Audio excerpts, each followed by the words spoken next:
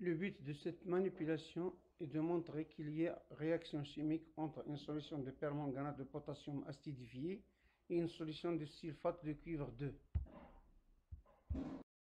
Nous utilisons un agitateur magnétique afin d'agiter le mélange réactionnel. Un petit rappel, les couleurs des précipités sur le tube à essai à gauche nous rappellent la caractérisation de quelques ions, en utilisant une solution d'hydroxyde de potassium ou de soude. Le précipité bleu dans le tube à essai 1 montre l'existence des ions Cu2+. Le précipité vert dans le deuxième tube montre l'existence des ions Fe2+. Et le précipité brun-rouge dans le troisième tube montre l'existence des ions Fe3+. On introduit dans un bécher une quantité de solution de sulfate de fer 2 contenant les ions Fe2+. Et qu'on peut étudier en ajoutant une faible quantité de solution de soude pour obtenir un précipité vert, comme le témoigne le tube à essai 2.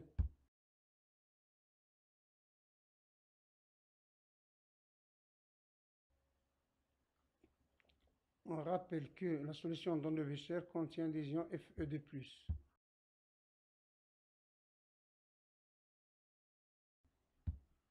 Nous allons remplir une burette graduée d'une solution de permanganate de potassium acidifié K++MnO4-, reconnue par sa couleur violette.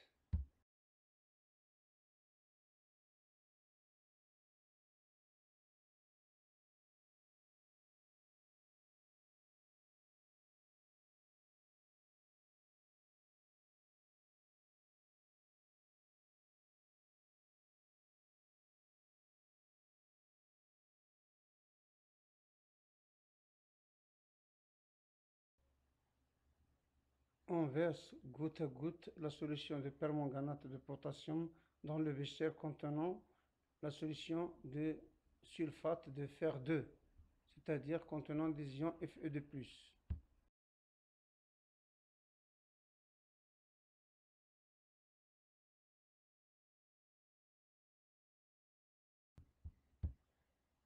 On remarque la disparition de la couleur violette dans le mélange réactionnel.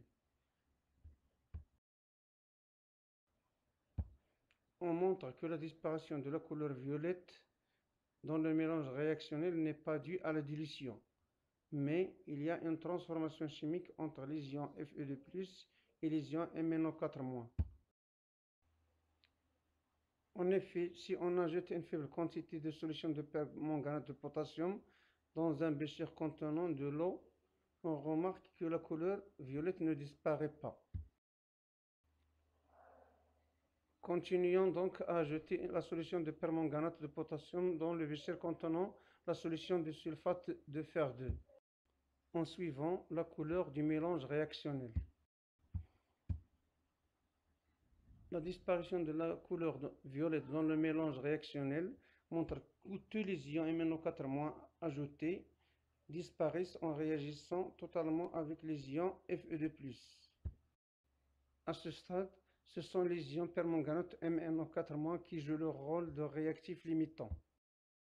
Ici, on continue à ajouter la solution de permanganate de potassium, de telle sorte que le mélange soit stéchiométrique ou KMnO4- en excès.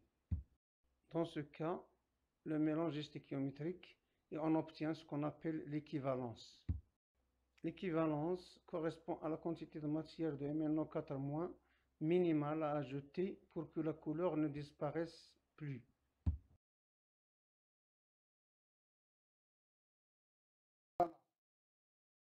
Après équivalence, continuons à verser les quantités de solution de permanganate de potassium. On remarque que la couleur du mélange prend la couleur de la solution de permanganate de potassium et il y a excès d'ion MnO4-. Après équivalence, ce sont les ions Fe2+ qui jouent le rôle de réactif limitant. Une réaction d'oxydoréduction a lieu entre les deux solutions. Fe2+, ça donne Fe3+. MnO4- se transforme en Mn2+, voire les demi-équations. nous allons vérifier qu'il y a formation des ions Fe3+. On va tester donc le mélange réactionnel après équivalence. On prélève une faible quantité du mélange réactionnel obtenu à la fin de la réaction. Puis, on réalise une dilution en ajoutant de l'eau H2O.